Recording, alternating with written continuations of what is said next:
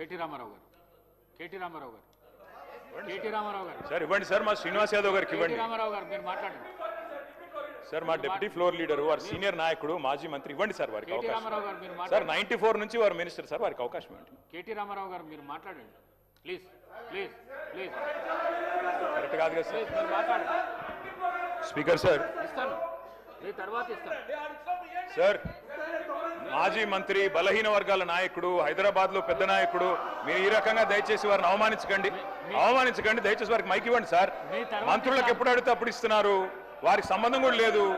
ఆయనకి ఇచ్చేసినారు మా నాయకుడు అడుగుతున్నాడు ఇవ్వండి సార్ మా డిప్యూటీ లీడర్ గారు అడుగుతున్నారు ఇవ్వండి సార్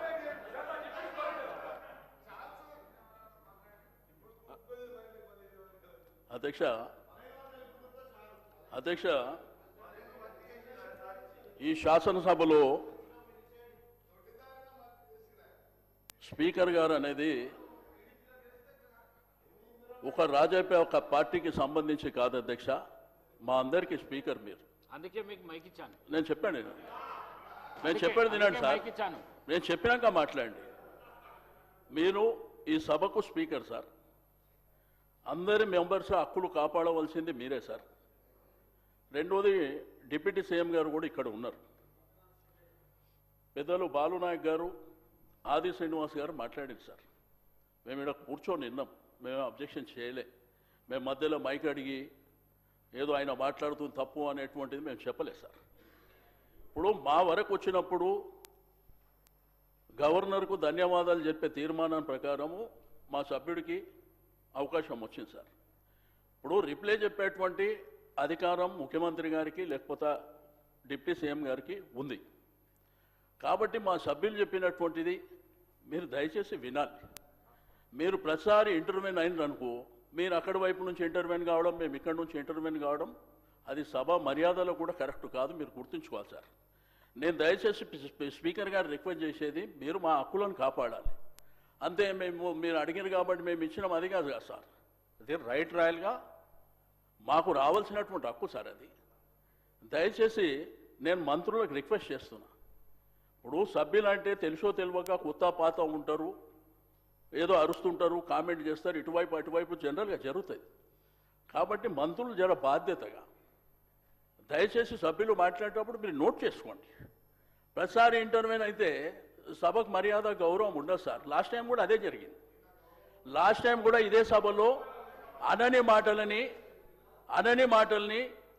ముఖ్యమంత్రి గారు ఆ రోజు సీరియస్గా మాట్లాడినప్పుడు మేము బయటకు వెళ్ళిపోయినాం అధ్యక్ష కనీసం ఇక్కడ ఉన్నటువంటి చీఫ్ విప్పుల బాధ్యత ఏంది అధ్యక్ష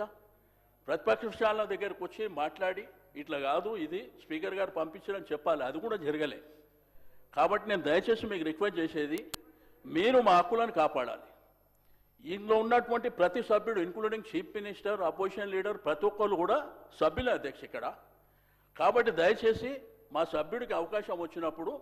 ఆయన మాట్లాడిందంతా వినండి మీరు నోట్ చేసుకోండి తర్వాత మీరు రేపు ఎట్లయినా రిప్లై ఇవ్వాలి కదా అప్పుడు ఇవ్వండి అంతేగాని వాళ్ళు ఇంటర్వ్యూన్ అయ్యి మేము ఇంటర్వ్యూన్ అయ్యి సభ గౌరవానికి కూడా మర్యాద కాదు అధ్యక్ష ఇప్పుడు ఇద్దరు సభ్యులు అనేక విషయాలు మాట్లాడినప్పుడు దాంట్లో కొన్ని వాస్తవాలు ఉన్నాయి చాలా అవాస్తవాలు ఉన్నాయి అయినప్పటికీ మేము విన్నాం ఇక్కడ కాబట్టి దయచేసి మీకు రిక్వెస్ట్ చేస్తున్నా సభ సజావుగా జరగాలంటే సభ్యునికి అవకాశం ఇచ్చినప్పుడు మీరు ఎవరు వాళ్ళు ఇంటర్వ్యూన్ కాకుండా నోట్ చేసుకోమని చెప్పండి రిప్లైలో చెప్పుకోమని చెప్పండి మేము చెప్పింది తప్పు మీరు చెప్పింది రైట్ అంటే అల్టిమేట్గా ప్రజలు చూస్తున్నారు కాబట్టి తప్పకుండా నేను దయచేసి మీరు రిక్వెస్ట్ చేస్తున్నా మీరు ఇక మీదట ఎవరికి మధ్యలో అవకాశం ఇవ్వకుండా సభ్యుడికి అవకాశం ఇచ్చారు వారు మాట్లాడతారు కేటీఆర్ గారు మాట్లాడిన తర్వాత వాళ్ళు నోట్ చేసుకోమని రిప్లైలా ఇంకా ఏం చెప్పాలనుకుంటారో చెప్పమని చెప్పండి ఇదే మా యొక్క అబ్జెక్షన్ అధ్యక్ష గౌరవ కేటీఆర్ గారు మీరు ఇంతకుముందు ఒక పాంప్లెంట్ చూపిస్తూ ప్రతి కుటుంబానికి 2.5 లక్షలు ఇస్తామన్నారు 7 ఆ 2.5 లక్షలు అని అడిగినారు అవును సార్ అది నాకు కూడా అర్థం కాలేదు మా డిప్యూటీ సీఎం గారు చెప్తారు జవాబు తప్పకుండా ప్లీజ్ మీరు చెప్పండి దాని జవాబు చెప్పండి 2.5 లక్షలు ఏంటివి